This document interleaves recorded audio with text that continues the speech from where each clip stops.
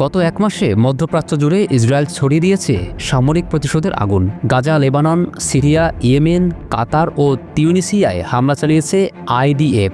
যেখানে মধ্যপ্রাচ্যের সূক্ষ্ম কূটনীতির বাতাস বইত, সেখানে এখন ঝড়ের মতো হামলার ধ্বনিতে মানুষের জীবন বিপন্ন হচ্ছে।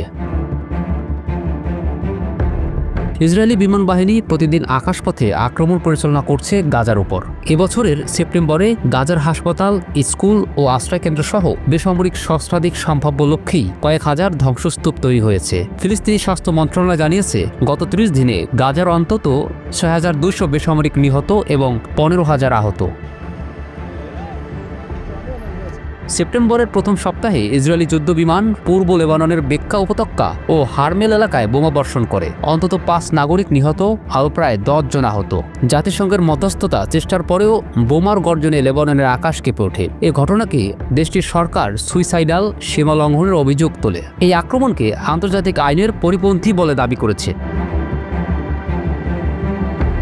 সোমবার রাতে সিরিয়া সরকারের নিয়ন্ত্রণাধীন হোমস, লাতাকিয়া ও পালমায়রার পার্শ্ববর্তী এলাকায় ইসরায়েলি যুদ্ধবিমানের হামলা লক্ষ্যবস্তু সংখ্যা নয়, বরং অপ্রীতিকর সংকট তৈরি করেছে। সিরীয় পররাষ্ট্র মন্ত্রণালয় এটিকে বৈষম্যমূলক আগ্রাসন ঘোষণা করেছে। হামলার ফলে তেমন প্রাণহানির খবর পাওয়া যায়নি, তবে যে সীমাহীন নিরাপত্তাহীনতা তৈরি হলো সেটি সিনারিতে ক্রমশ বর্ধমান যুদ্ধবিরোধী শক্তিকে আরও শক্তিশালী করার শঙ্কা জাগাচ্ছে।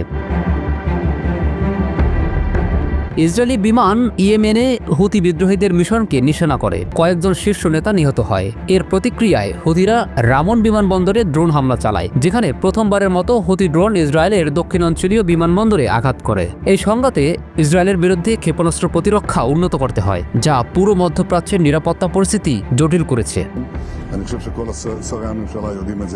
দোহায় হামাসের শীর্ষ নেতৃত্বের বিরুদ্ধে ইসরায়েলি নিখুঁত বিমান হামলা চালানো হয়। লক্ষ্যবস্তু ছিল হামাসের প্রধান আলোচক খলিল আল হায়ার সহ কয়েকজন শীর্ষ নেতা, যারা দোহায় অবস্থান করেছিলেন। কাতারের মধ্যস্থকারী ভূমিকাকে এই আক্রমণ প্রশ্নের মুখে ফেলে দিয়েছে। নিরাপত্তা সীমান্ত বিঘ্নকারী কোনো পদক্ষেপ কি কূটনীতির জন্য হুমকি নয়?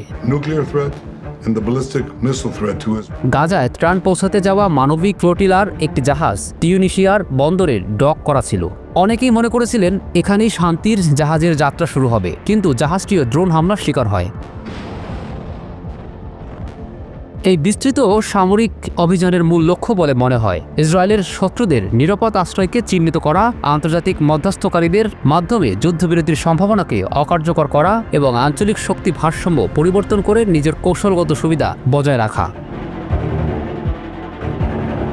তবে এর ফলাফল হতে পারে কূটনৈতিক বিচ্ছিন্নতা, মানবিক সহায়তার অব্যাহত সংকট এবং সহকর্মী আরব দেশগুলোর সাথে সম্পর্কের অবনতি। সামরিক শক্তির প্রদর্শন যদি সর্বোপরি রাজনীতির ভাষা হয়ে যায়, তাহলে শান্তির দরজা চিরতরে বন্ধ হয়ে আসতে পারে।